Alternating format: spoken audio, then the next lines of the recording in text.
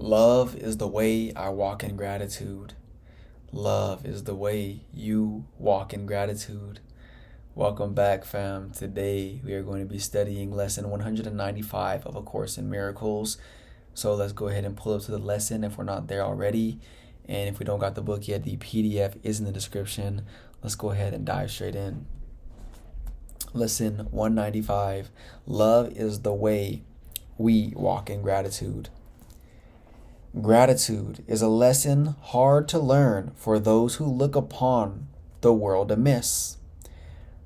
The most that they can do is see themselves as better off than others, and they try to be content because another seems to suffer more than they.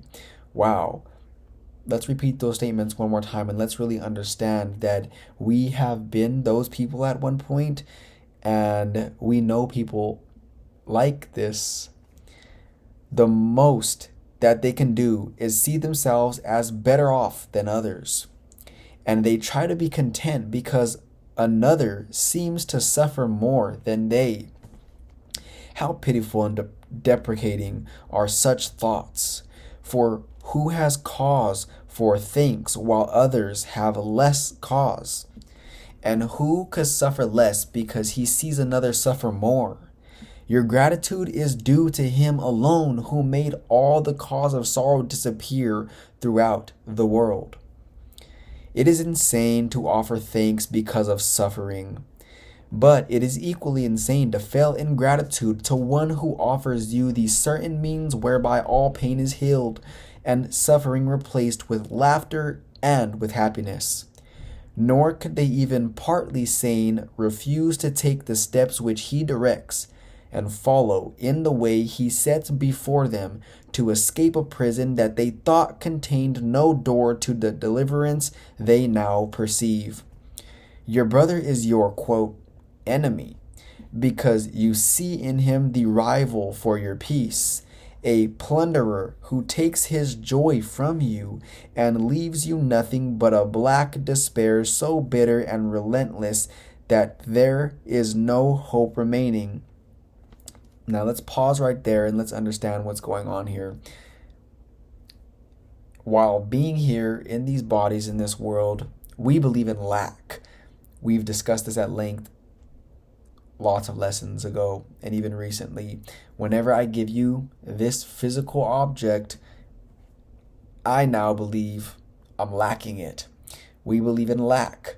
Now, this is not so in truth, and here's why. Let's just say I am well. I'm well, right? I am healthy. I am happy. I am just amazing right now. I'm not depriving anybody from being healthy. I'm not depriving anybody of anything. I am simply in my right mind, and there's enough to go around. So whenever someone out there is looking at me saying, you're happy and you're healthy and you're experiencing gratitude and all of that love, you need to be sick for a little bit so that way I can be healthy. That's kind of what's being stated right here. And if you really think about how insane and how hilarious that is, you would see that everyone has the same opportunity to experience this state of mind, because nothing in this world means anything. So even though it appears like you're being deprived of something in this world, you're really not. Me and you are the only individuals who deprive ourselves from anything. We are the only cause in our world. That person over there who is experiencing lack is the only cause in their world. That person over there who's experiencing abundance is the only cause in their world. Now, one more time, it states right here, your brother is your, quote, enemy because you see in him the rival for your peace. Imagine that, someone seeing a rival for your peace. Imagine seeing someone out there who is doing good and you believe that they are your rival for your peace. And whenever they're doing bad and they're doing worse than they were before, you feel better now because they're doing worse than they were before, or they're doing worse than you. And now, whenever you see them doing good again, you get mad because of that.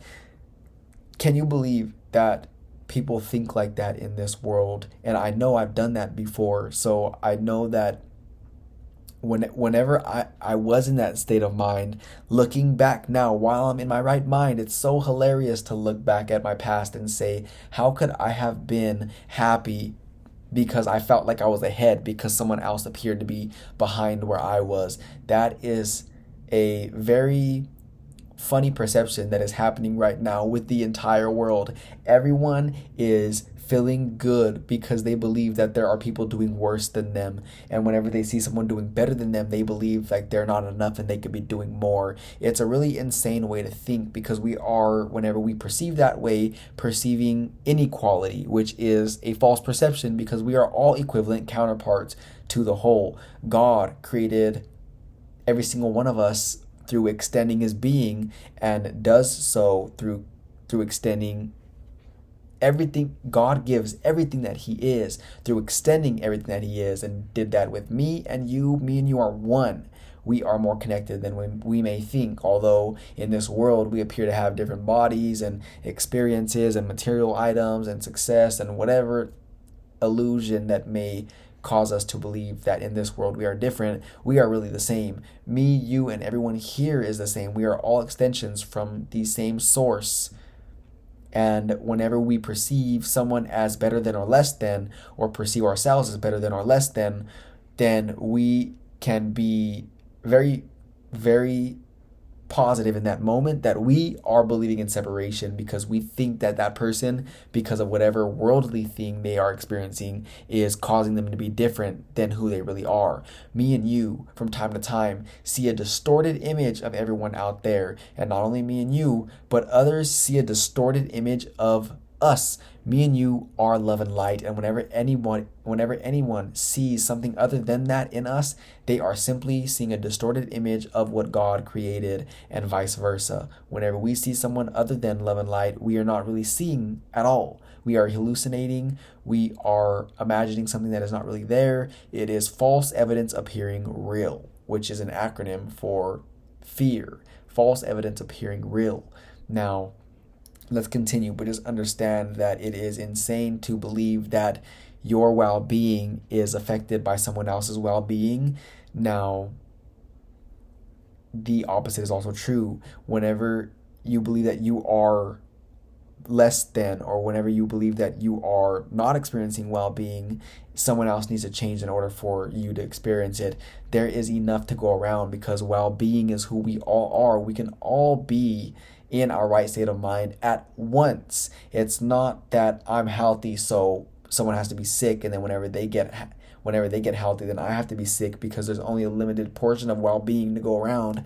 That is obviously common sensely not the case here, and most people are believing that it is. And if they were to be presented with information like we're discussing right now, it would be obvious that there's no lack of well-being. There's no lack of love.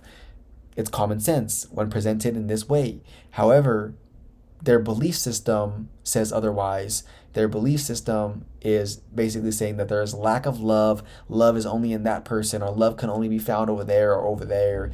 And whenever you believe that, then you're going to feel separate. You're going to feel fear, upset, worry, doubt, jealous, envy, all the whole 9 yards. You are going to feel any of those emotions that stem from fear, and that is as a result of your doing, of my doing, because no one could ever make me feel that way except me, because I am the only cause over my life. I am the one in control here and have all dominion. So whenever we know that, then we can do something about being aware of what appears to have power over us, and say, hold up, I must be hallucinating right now because I am the main force controlling my life and nothing has power over me. And because I'm experiencing something outside of myself that appears to have power over me, that must be false evidence appearing real. That must be why I feel fear, because I am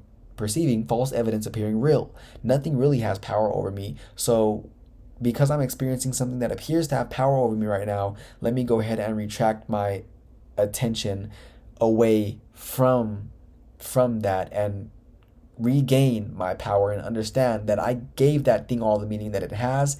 And just as easily as I gave it the meaning that it has, I can remove that meaning so I can see it as it really is. Because right now, even though I appear to be looking at that person or situation or circumstance or event and I'm seeing fear, I am simply not seeing it all. I am simply seeing my own meaning that I gave that thing. But if I remove the meaning completely, I will see finally, because I will have vision. Whenever me and you see fear, we're hallucinating. We are not seeing at all. The body's eyes are seeing. But whenever we see love and light, which is all that is and the only thing that exists, and whenever we see that in everyone and everything, we have vision. Vision is something that goes beyond what the body's eyes see. Vision is a knowingness. It is an experience. It is a state of mind. It is a state of mind you experience when you are as God created you. Now is vengeance all there is to wish for. Now can you but try to bring him down to lie in death with you, as useless as yourself, as little left within his grasping fingers as in yours. That is another way of saying, have you ever heard the quote, misery loves company? That's kind of what I'm getting from this paragraph right here. Misery loves company. Whenever you are just experiencing misery, you want company. You want to make anybody feel that way. So you go gossip, or you go talk about what you're experiencing, or you do something to someone else to cause them to feel the way you're feeling. You want company. The ego wants company. The ego wants everyone to be woe is me and sad and depressed, because it proves the ego real. It proves its existence real. Remember, the ego wants to look for any, and not only wants but does look for any scrap of evidence and wrongdoing of our brothers. Looks for any tiny little shred of evidence, because whenever it gets that shred of guilt from someone else, or they say, look at that person, they did something bad, that reinforces the belief in me believing I'm the ego. Okay, I am this person. That's why whenever you watch the news, or whenever you're scrolling through social media, or whenever you see anything out there that is being fed to you, any media that is being fed to you with fear, or you see the heading as fear, or the heading is something of embarrassment, or the heading is something of a condition that is bad that you believe you have, or any form of fear, that heading in that image that you're seeing on the news or TV or presented anywhere in this world, that is being fed to you, and you are like, I want to see that. It has my condition. I want to see that. Someone messed up. They made a mistake. Someone got embarrassed. I want to watch that. Or something happening bad with the world. I want to see that. And we don't even understand why we want to see the fearful things, but we want to see the fearful things because we believe that we're the ego, and seeing all that fear and that pain and that guilt experienced by others reinforces that I am something that I am not. The ego looks for shreds of evidence. So keep an eye out anytime you see something presented to you that appears to be enticing because it's fearful nature. Just know that you are asleep, you are hallucinating, you are believing you are something that you're not. And in order to keep that belief of you're something that you're not alive, you have to see more evidence of it outside of yourself in order to kind of perpetuate the belief that you are something that you're not. But that only lasts very temporary, and then it's going to go away, and you're going to need another fix to believe that you're something that you're not. The whole moral of the story here is to understand that whenever someone is identified with the ego, with that part of the mind that believes that you are separate, whenever someone is identified with the ego looks for it in everyone and everything because it justifies its existence. And the ego needs to justify its existence, because if it didn't justify its existence, it would not exist, because it does not exist. Me and you are love and light. We have always been and forever will be as God created us. And sometimes we forget who we are, and we believe that we are this body. We believe that we are successes or failures. We believe that we are the money we have, the jobs we have, the friends we have, the All of the stuff in this world that is an illusion and meaningless that we have given meaning to, we believe that we are. And that continuously, that identity that we made needs to continuously be reinforced and perpetuated in order for us to believe that we are what we are not. And the funny thing is that whenever you see someone embodying love and light, the ego gets triggered by that, because the ego is seeing something that goes against what it believes that it is, and it feels attacked. Although love doesn't attack, the ego, which is fear, feels attacked in the presence of love, because the ego doesn't know anything. The ego is nothing in itself. It is, you are love and light, and you are spirit. You are as God created you, and had a little idea, a little mad idea, the Course calls it, of I wonder what it would be like to experience, what it would be like to be separate from my source. And a part of your mind actually believed that that was possible, and that part that believed that it was possible took on a mind of its own that we call the ego, and it believes that it is what it is not. So knowing again how the mechanics of the mind work is very powerful, because now we know whenever we are hallucinating, and now we know when we're in our right mind, and whenever we know that we are hallucinating, experiencing fear, we can do something about it. Most people experience fear and they don't do nothing about it because they don't know that they are in control. They believe that something outside of them is in control, and they believe that they are at effect of something that's causing them to feel the way that they feel, when really that is just furthest from the truth. They are love and light who have forgotten that they are love and light, and they believe that something outside of themselves has power over them because they gave that thing all of their power. Not that they could really do that, but they believe that they have. And now it is time for us to remember that whenever we are experiencing any type of fear, to understand that that's exactly what's going on, and return to truth, return to love, return to being as God created us, because this is where our health is, our vitality, our love, our joy, our happiness, our abundance, our clarity, our sure-footedness, our decisiveness. Everything that we want is in the state of mind that we are at right now. And whenever you feel like you're being deprived of any of this, we are the only ones who are depriving ourselves. No one else or nothing else can ever cause us to not feel this way. You do not offer God your gratitude because your brother is more slave than you, nor could you sanely be enraged if he seems freer.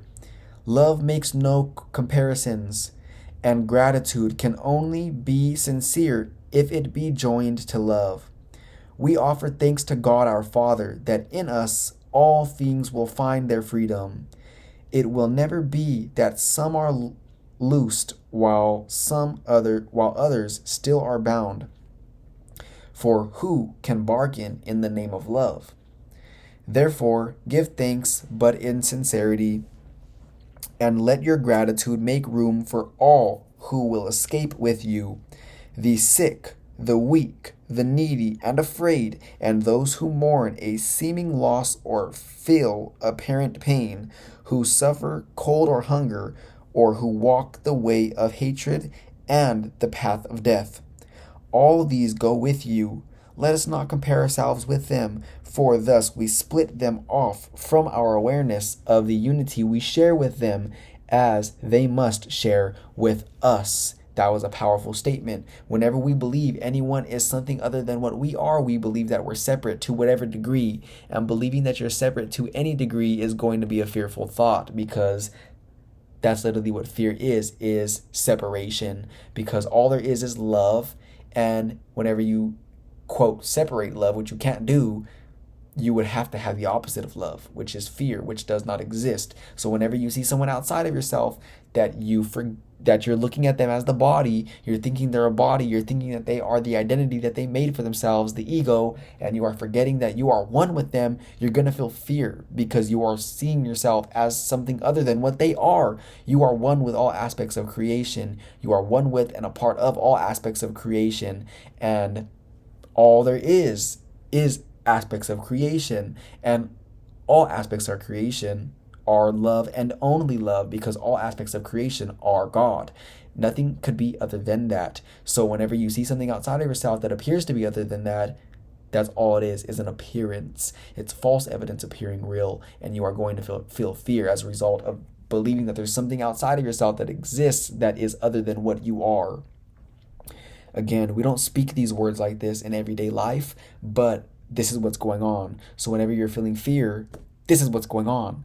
Most people don't say, I feel fear, therefore I'm believing that that part of creation is separate from this part of creation. Nobody even knows or comprehends that, but that's what's going on. And me and you being made aware of that right now is allowing us to be more aware whenever we are experiencing fear that this is what's going on. And whenever it's presented in this way, we see how preposterous it is. We see how insane it is. We see how unnecessary it is to feel fear because it's not really there. We see that right now, and it's our job to remember this whenever we are experiencing it so that way we can do something about it. We thank our Father for one thing alone, that we are separate from no living thing and therefore one with Him. And we rejoice that no exceptions ever can be made which would reduce our wholeness, nor impair or change our function to complete the one who is Himself completion. We give thanks for every living thing, for otherwise we offer thanks for nothing, and we fail to recognize the gifts of God to us. Then let our brothers lean their tired heads against our shoulders as they rest a while. We offer thanks for them, for if we can direct them to the peace that we would find, the way is opening at least to us. And ancient doors swinging free again, a long forgotten word re-echoes in our memory and gathers clarity as we are willing once again to hear. Walk then in gratitude the way of love, for hatred is forgotten when we lay comparisons aside. Whenever you compare yourself to anyone or anything, fear is going to get involved because you are virtually saying this is this and that is that, therefore separation. Now, whenever you hear the statement comparison is the thief of joy, comparison is the thief of all joy, something along the lines of that, that's what it is saying. Whenever you are feeling joyous, there's no comparison. And whenever you're comparing, you're not going to feel joyous. What more remains as obstacles to peace? The fear of God is now undone at last, and we forgive without comparing. Thus, we cannot choose to overlook some things and yet remain some other things still locked away as, quote, sins. When your forgiveness is complete, you will have total gratitude, for you will see that everything has earned the right to love by being loving, even as your capital S self, who you really are. Today we learn to think of gratitude in place of anger, malice, and revenge. We have been given everything. If we refuse to recognize it, we are not entitled, therefore, to our bitterness and to a self-perception which regards us in a place of merciless pursuit, where we are badgered ceaselessly and punished about without a thought or care for us or for our future. Gratitude becomes the single thought we substitute for these insane perceptions. God has cared for us and called us son. Can there be more than this? Our gratitude will pave the way to Him and shorten our learning time by more than you could ever dream of. Gratitude goes hand in hand with love, and where one is, the other must be found. For gratitude is but an aspect of the love which is the source of all creation. God gives thanks to you, His Son, for being what you are, His own completion and the source of love, along with Him. Your gratitude to Him is one with His to you. For love can walk no road except the way of gratitude, and thus we go who walk the way to God.